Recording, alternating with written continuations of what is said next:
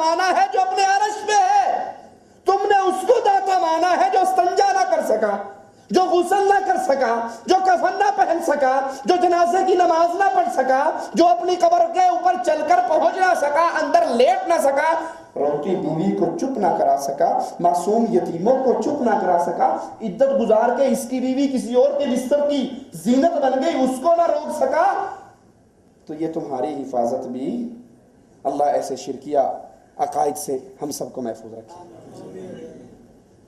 ایک شخص اہل بدعت سے ہے، اس کو سلام کرتے ہیں، وہ جواب میں وعلیکم کہتا ہے۔ یہ سلسلہ 2 سال کے قریب ہو گیا۔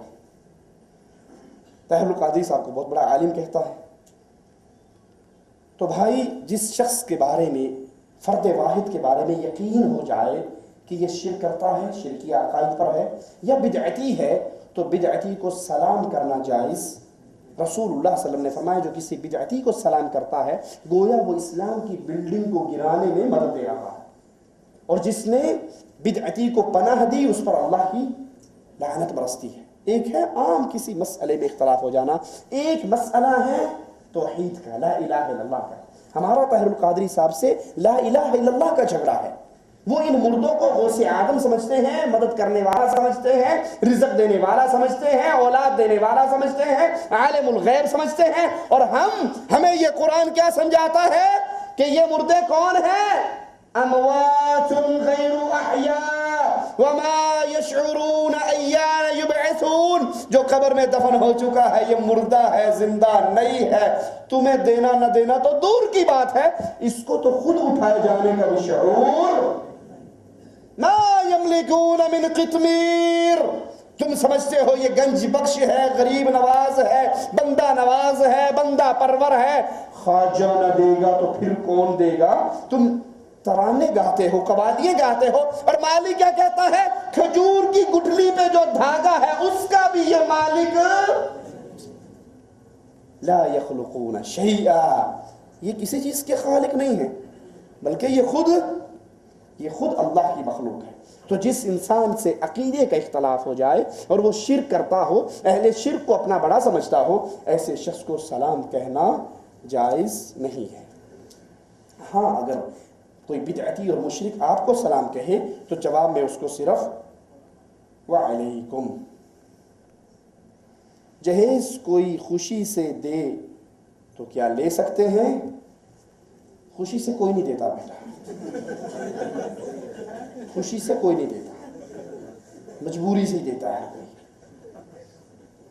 خوشی سے کوئی نہیں دیتا، مجبوری سے دیتا ہے، اسے پتا ہے کہ میں نے بچی کو بسانا ہے اس گھر میں تو کچھ دے کر اس سور کے منہ میں ہڈی دینی پڑے گی ورنہ یہ کاٹے گا۔ وہ اس ڈر سے دیتا ہے کہیں میری بیگم، میری بچی کا بھی کل کو سلنڈر نہ پھٹ جائے، یہ بھی جلی کٹی ہسپتال میں نہ پہنچ جائے، یہ طلاق لے کے گھر میں نہ آ جائے۔ اور اگر کسی کو پتا ہو کہ واقعی یہ مسلمان ہے اور ہندوؤں کی رسموں سے دور بھاگتا ہے تو ایک دفعہ کہنے کی دیر ہے، کوئی دوبارہ پوچھتا بھی نہیں ہے۔ واقعی پتا ہو، اللہ کی توفیق سے میں نے 2 شادیاں کی اور دونوں بیویوں کا مکمل جہیز میں نے خود بنایا، اور تیسری کا ارادہ ہے اس کا جہیز بھی خود ہی بناؤں گا۔ آمین تو کہہ دو یار، بڑے روکھی طبیعت کے ہو، آپ کی نہیں ہو رہی تو میرا کیا قصور ہے اس میں؟ ایک شخص نے مسجد تعمیر کروائی، باہر تختی لگائی کہ اس مسجد میں بریلوی لوگ آ سکتے ہیں، اس امام کے پیچھے نماز جائز ہے۔ دیکھیے یہ معاملہ نہیں ہے، ایک شخص نے مسجد بنائی، تعمیر کی، اب مسجد کھلی ہے سب کے لیے، جو مرضی آ جائے، جو مرضی آ جائے، اللہ کا گھر ہے۔ اللہ کے رسول صلی اللہ علیہ وسلم کی مسجد کے اندر یہودی آتے تھے، عیسائی آتے تھے، کفار مکہ آتے تھے، قیدیوں کو لا کے مسجد نبوی میں باندھا جاتا تھا۔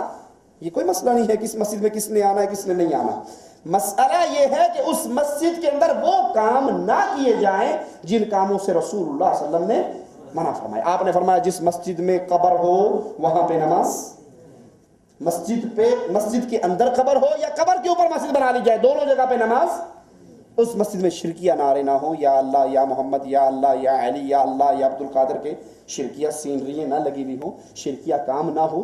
وہاں پہ جائیے نماز پڑھیے، اور جو نماز پڑھانے والا امام ہے اس کے بارے میں آپ کو کنفرم یقین ہو یہ موحد ہے، مشرک نہیں ہے، بدعتی نہیں ہے، اہل سنت میں سے ہے، اس کے پیچھے نماز پڑھیے۔ ہاں جس کے بارے میں علم ہو جائے کہ اس کے گلے کے اندر تو تعویذ لٹکا ہوا ہے، اس کے ہاتھ کے اوپر یہاں کڑے ہیں، سلام پھیرتے کہتا ہے یا علی مدد، تو یہ مشرک ہے، یہ اس کا جنازہ اسی مسجد سے نکلے گا تب بھی جہنم میں ڈائریکٹ جائے گا، راستے میں کوئی سٹاپ نہیں ہوگا اس کا۔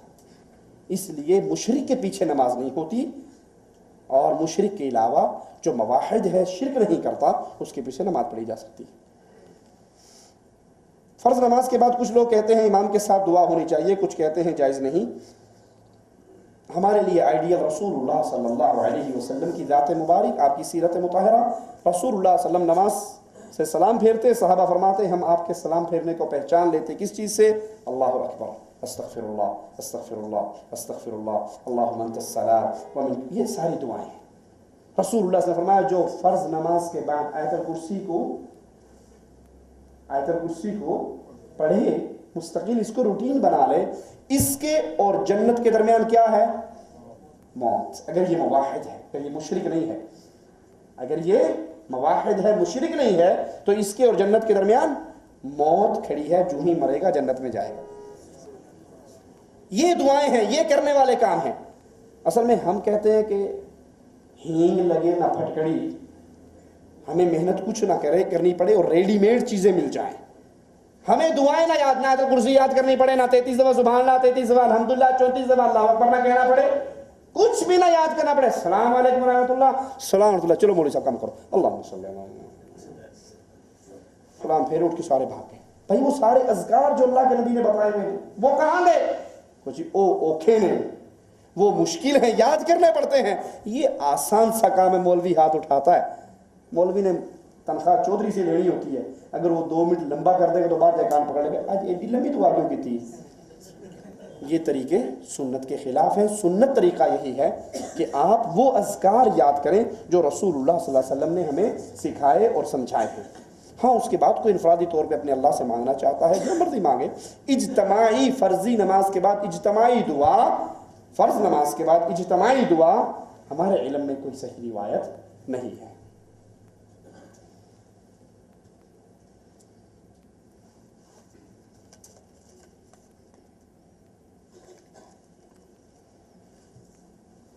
اگر کوئی شخص سنت پڑھ رہا ہے اور اقامت ہو جائے تو وہ شخص کیا کرے؟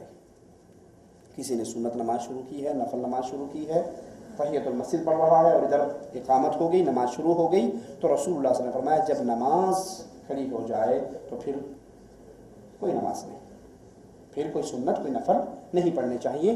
جب نماز کھڑی ہو جائے آپ کو چھوڑ کر نماز میں شامل ہونا چاہیے۔ ہاں آپ دوسری رکعت میں ہو، سجدے میں ہو، تشہد میں ہو، یعنی ایسی صورت میں ہو کہ آپ سلام پھیر کے پھر نماز امام کو پا لیں گے، رکعت پا لیں گے، آپ کی رکعت نہیں جائے گی، تو پھر اس رکعت کو پورا کر لو۔ لیکن ابھی آپ نے نماز شروع کی یا پہلی رکعت میں ہی تھے کہ امام نے اقامت کہہ دی تو وہیں پر چھوڑ کے، کچھ لوگ فجر کی 2 سنتیں پڑھ رہے ہیں اور امام صاحب جماعت کروا رہے ہیں، تو فرض اہم ہے یا سنت؟ آپ سنت کے پیچھے بھاگ رہے ہو، سنت تو بعد میں پڑھی جا سکتی ہے، فرض جماعت آپ سے نکل رہی ہے۔ یہ بالکل ایسے ہی ہے کہ باپ پانی مانگ رہا ہے، آپ چاچے کی ٹانگیں دبا رہے ہیں۔ باپ اہم ہے، پہلے بابا کو پانی دو، چچا بابا کی وجہ سے ہے، اہم تو باپ ہے، چچا تو بعد میں ہے، اہم فرض ہے، سنت بعد میں ہے۔ جب فرض شروع ہو جائیں پھر کوئی نفل۔ کیا قرآن شریف بغیر وضو کے پڑھا جا سکتا ہے؟ افضل ہے کہ آپ وضو کر کے پڑھیں، اور اگر وضو آپ نے نہیں کیا تب بھی آپ پاکی کی حالت میں ہیں، جنبی نہیں ہے، آپ پر غسل واجب نہیں ہے، آپ پاکی کی حالت میں ہیں تو اس کی تلاوت کی جا سکتی ہے۔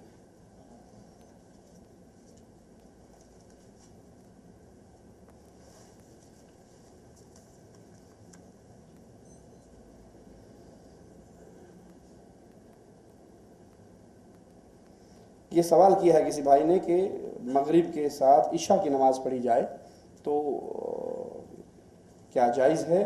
جی، اللہ کے نبی صلی اللہ علیہ وسلم سے ثابت ہے، سفر کے اندر بھی اور بارش وغیرہ کے مواقع پر بھی، کہ آپ مغرب اور عشاء کو جمع کرتے، ظہر اور عصر کو جمع کر لیتے۔ یہ حدیث سے ثابت ہے۔ میں سب بھائیوں سے درخواست کروں گا کہ ہمارے نیچے اسی مکتب دعویٰ کی جعلیات کی تفصیلات کے اندر نماز نبوی، ڈاکٹر سید شفیق الرحمان صاحب کی کتاب ہے نماز نبوی، جو نماز کے مسائل پانی سے طہارت سے لے کر جنازے اور عید کی نمازوں تک مکمل مسائل اس کے اندر اللہ کی توفیق سے موجود ہیں، اور اتھینٹک مسائل